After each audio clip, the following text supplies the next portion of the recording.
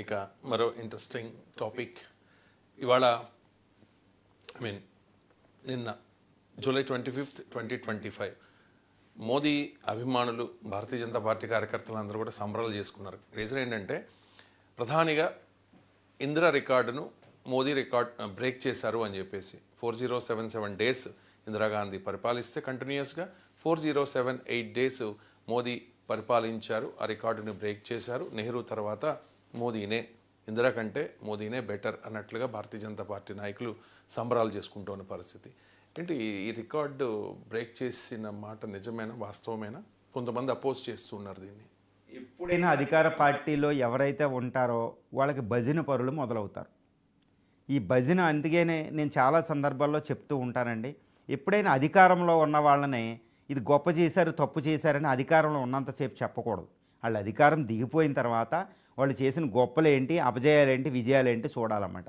ఇప్పుడు మోడీ అధికారంలో ఉన్నారు, అద్భుతం. 3 సార్లు వరుసగా ప్రైమ్ మినిస్టర్ అయ్యారు. ఓకే, ఒక దీర్ఘకాలం అంటే without interruption second longest prime minister. అది గుర్తుపెట్టుకోవాలి. అంటే నిరాటంకంగా ఆయన 11 సంవత్సరాలు దాటి పనిచేశారు, 4000+ డేస్. అంటే ఇక్కడ ఒకటేంటంటే ఈయన ఇండియా స్వతంత్రం వచ్చిన తర్వాత నెహ్రూ 17 సంవత్సరాల పరిపాలన చేస్తే ఇందిరా పరిపాలన చేసింది 15 సంవత్సరాల 200 రోజులు.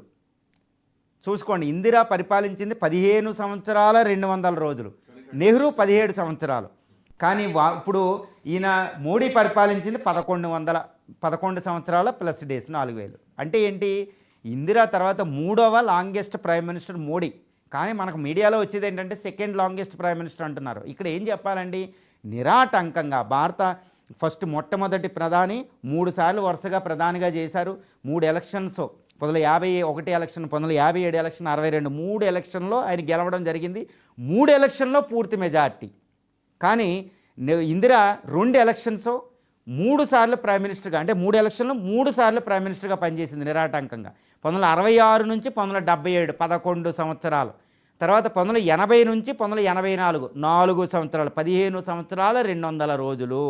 అదేవిధంగా ఇప్పుడు వాజ్పేయి, ఇప్పుడు మోడీ ఘనత ఏంటంటే 3 ఎలక్షన్లో గెలిచాడు, వరుసగా ప్రైమ్ మినిస్టర్ చేశాడు. అంటే నిరాటంకంగా 11 సంవత్సరాలు నిరాటంకంగా పనిచేసిన వాళ్ళలో రెండవ పెద్ద. అంటే ఇందిరాగాంధీ కంటే ఎక్కువ చేశాడు నిరాటంకంగా, అంతే. కానీ 3 ఎలక్షన్లో గెలిచాడు, కానీ 3 ఎలక్షన్లో పూర్తి మెజార్టీ రాలేదు నెహ్రూలాగా. ఈ వాస్తవాల చరిత్రలో 1-2 ఎలక్షన్లో పూర్తి మెజార్టీ వచ్చింది మోడీకి. కానీ 3వ ఎలక్షన్లో మొన్న 2024లో జరిగిన లోక్సభ ఎన్నికల్లో 240 సీట్లే వచ్చినాయి, పూర్తి మెజార్టీ రాలేదు. అంటే నెహ్రూ రికార్డుని ట్రాక్ చేయలేదు. ఇందిరా రికార్డు 15 సంవత్సరాలు 200 రోజులు అలాగే ఉన్నాయి. ఇంకా చేయాలంటే ఇంకో 4 సంవత్సరాలు నేను ప్రైమ్ మినిస్టర్గా చేయాలి, అవకాశం కూడా ఇక్కడ లేదు. అంటే ఏంటి? మోడీ 3వ longest prime minister, not second longest prime minister అండి. ఇది గుర్తుపెట్టుకోవాలి.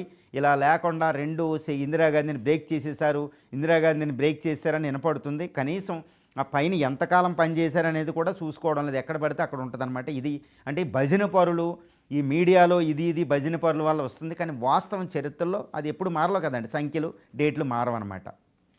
ఇంకొకటి, మోదీ అండ్ ఇందిరాగాంధీ వీళ్ళిద్దరు కూడా భారతదేశంలో పనిచేస్తూ ఉన్న శక్తివంతమైన ప్రధానులు. వీళ్ళిద్దరిలో ఎవరు బెస్ట్ అనే డిబేట్ వచ్చినప్పుడు మీరేం చెప్తారు? ఎవరు బెస్ట్ అంటే ఇప్పుడు నరేంద్ర మోడీ గొప్పవాళ్ళ, శ్రీమతి ఇందిరాగాంధీ గొప్పవాళ్ళని నన్ను అడిగితే నేనైతే ఒకటే చెప్తానండి. చరిత్రలోకి వెళ్తానంటే నేను గొప్పవాళ్ళని చెప్పను, అది మీరే నిర్ధారించుకుంటారు. ఇందిరా 1966 నుంచి 1977 11 సంవత్సరాల, తర్వాత 1980 నుంచి 84 ఆవిడ అసాసినేషన్ అయ్యే వరకు 4 సంవత్సరాలు, 15 సంవత్సరాల 200 రోజులు సుమారు. ఇప్పుడు నరేంద్ర మోడీ 2014లో పూర్తి మెజార్టీతో వచ్చి ఇప్పుడు 2025లో still is working.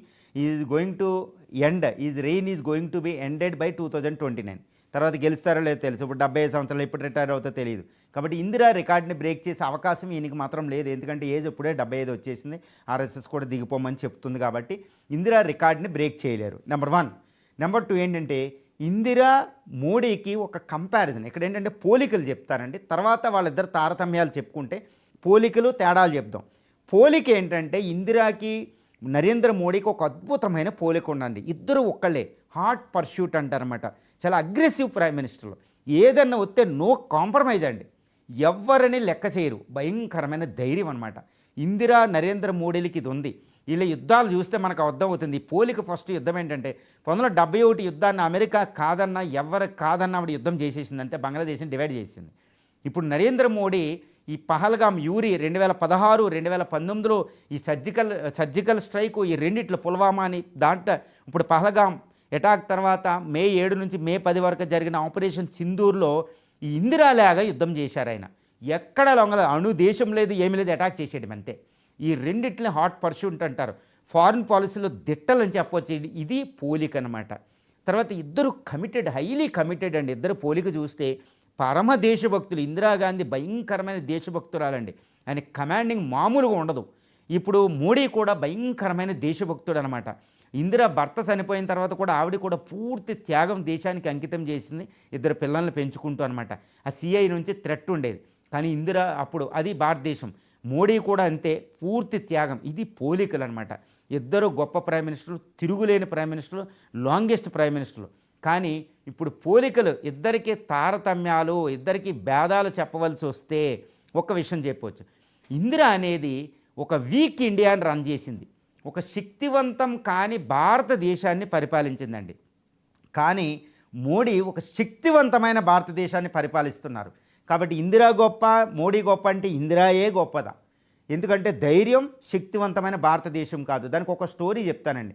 Indira white house వెళ్తుంది.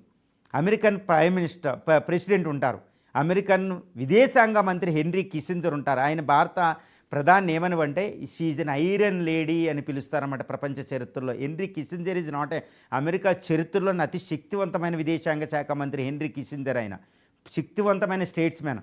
ఆయన ఇందిరాని అలా అంటారు. ఎందుకంటే అక్కడ అమెరికా అధ్యక్షుడు ఒకటి అంటారు, మీరు మాకు సపోర్ట్ చేయాలంటే వైట్ హౌస్లోనే అమెరికా అధ్యక్షుడిని చీ అని చెప్పి వెంటనే ఫ్లైట్ ఎక్కేసి ఇండియా వచ్చేస్తాయి.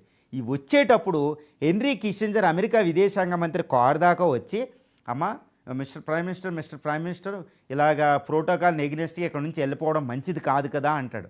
అప్పుడు ఒకటే చెప్పమంటుంది, మీ ప్రెసిడెంట్ కూడా చెప్పు, సప్త సముద్రాల అవతల నుంచి ఒక దేశాన్ని పరిపాలించే రోజులు పోయినాయి అని చెప్పి ఇండియా మాట అందని చెప్పి పొమ్మని చెప్పింది. అది ధైర్యం ఆవిడ. మళ్ళీ అదే అమెరికన్ ప్రెసిడెంటు ఏమని పిలుస్తారో తెలిసే ఇందిరాని? బంగ్లాదేశ్ వార్ అంటే అప్పుడు సీటు అమెరికా పాకిస్తాన్ మీద అటాక్ చేస్తే అమెరికా వచ్చే ఒక ఒప్పందం ఉంటుంది, సీటు ఒప్పందం అని. అయినా పాకిస్తాన్ అమెరికా అణ్వాయుధాలను పక్కన పెట్టి పాకిస్తాన్ 2 ముక్కలు చేసి పడేది. ఆ ధైర్యాన్ని మెచ్చుకోవాలా, దౌత్య విధానానికి మెచ్చుకోవాలన్నమాట. ఆ యుద్ధం తర్వాత అదే అమెరికన్ ప్రెసిడెంటు ఇందిరాగాంధీని ఏమని తిడతారు అంటే బిచ్ అని తిడతారు. ఇంకా తెలుగులో నేను ఆ పదం చెప్పలేను. బిచ్ అనే పదాన్ని ఉపయోగించి ఒక అమెరికా అధ్యక్షుడు సంస్కారాన్ని, ప్రోటోకాల్ పక్కన పెట్టి భయపడిపోయి ఇందిరాగాంధీని ఓ బిచ్ అని పిలుస్తాడనమాట. తెలుగులో చెప్పాలంటే అది కుదరదు. అంత భయంకరమైన పదాన్ని అమెరికా అధ్యక్షుడు ఉపయోగించాడంటే ఇందిరా దౌత్యం, ధైర్యం ఎలా ఉందో చూడండి. ఎందుకంటే ప్రపంచ పటం మీద అమెరికా యొక్క స్థానాన్ని ఛాలెంజ్ చేసి పడేసింది ఇందిరా అనమాట. దట్ ఈజ్ వాట్ ది ధైర్యం అనమాట. తర్వాత 1967లో చైనాతో మళ్ళా యుద్ధం రాబోతే ఫ్లష్ అవుట్ చేసేస్తాయి. చైనాను కూడా 1967లో ఒక యుద్ధం రాబోయింది. ఇప్పుడు మోడీ ఈ గాల్వాన్ వ్యాలీలో వచ్చినట్టు మోడీ కూడా లొంగలేదు, ఇందిరా లొంగలేదు. తర్వాత Indira is India, India is Indira. అప్పుడున్న అమెరికా ఇప్పుడు ఐఎన్ఎస్సి కాంగ్రెస్ చెప్తాడు ఇప్పుడు కార్గిల్ ఉన్న దూరయ్య అని. అది ఎందుకు అంటారు అంటే ఆ పదానికి ఒక అర్థం ఉందండి, తప్పే కానీ ఆ పదానికి అర్థం ఉందన్నమాట. ఏంటంటే ఇప్పుడు సిక్కిం అనే ఒక స్టేట్ ఉంది కదండి, ఆ సిక్కిం స్టేట్ 1975లో ఏ దేశంలో జాయిన్ అవ్వాలి, చైనాలో జాయిన్ అవుదాం, ఇండియాలో జాయిన్ అవుదాం అంటే ఇండియాలో జాయిన్ అయిపోయింది. ఎందుకంటే ఇండియా శక్తివంతం అంట. ఇండియా అనే చాలా శక్తివంతంగా కనపడిందంట. ఏషియాలో మళ్ళీ నెంబర్ 1 స్థానానికి తీసుకెళ్ళిపోయింది. అంతటి శక్తివంతమైన ప్రైమ్ మినిస్టర్. అక్కడతో ఆగలేదండి, అమ్మ లాంటిది. ఎన్విరాన్మెంటల్ లాస్ అనేది ఇప్పుడు ఉన్నాయి చూడండి. 1972లో వచ్చిన environmental, Delhi pollution control, everything is by Indira. రెండోది ఏంటంటే హరిత విప్లవం, శక్తివంతం చేసి భారత్కి ఫుడ్ పెట్టింది ఇందిరా. ఆపరేషన్ బ్లూ స్టార్ చేసి తరింపడేసింది ఖలిస్తానీ తీవ్రవాదుల్ని, ఇదే అజిత్ దోవాల్ని ఉపయోగించి. తర్వాత ఇంకొక ఆపరేషన్ చేసి నక్సలైట్లని ఎన్కౌంటర్ చేసి పడేసింది 1967లో వచ్చిన నక్సలిజాన్ని. ఇది చాలా జాగ్రత్తగా గుర్తుపెట్టుకోవాలండి. ఒక అద్భుతమైన ప్రైమ్ మినిస్టర్, ఇండియాలో చాలా శక్తివంతమైన ప్రైమ్ మినిస్టరు. ఒక రకంగా చెప్పాలంటే ఇప్పుడు మోడీ కూడా శక్తివంతమైన ప్రైమ్ మినిస్టరే, కానీ మోడీ నడిపేది శక్తివంతమైన ఇండియాని. ఇప్పుడు ఇండియాకి వీక్ పాయింట్ లేదు, ఎవరైనా చేయగలుగుతారు. కానీ ఇందిరా టైంలో ఎవరు చేస్తారు? ఇంకోటి, ఇందిరాని మోడీకి కంటే 100 రెట్లు అత్యధికంగా నిలబెట్టే ఒకే ఒక కార్యం ఏంటంటే 1974 మే 18న ఆవిడ చేసిన ఈ బుద్ధాస్ స్మైల్ అంటూ ఆవిడ చేసిన పోఖ్రాన్ 1 న్యూక్లియర్ టెస్ట్ 50 సంవత్సరాలు అయింది లాస్ట్ ఇయర్కి అనమాట. అది ఎవ్వరూ చేయలేరు. ఈరోజు భారతదేశం అణ్వస్త్ర దేశం అయ్యింది అంటే ఆ సలవ వాజ్పేయిది కాదు, ఇందిరాది.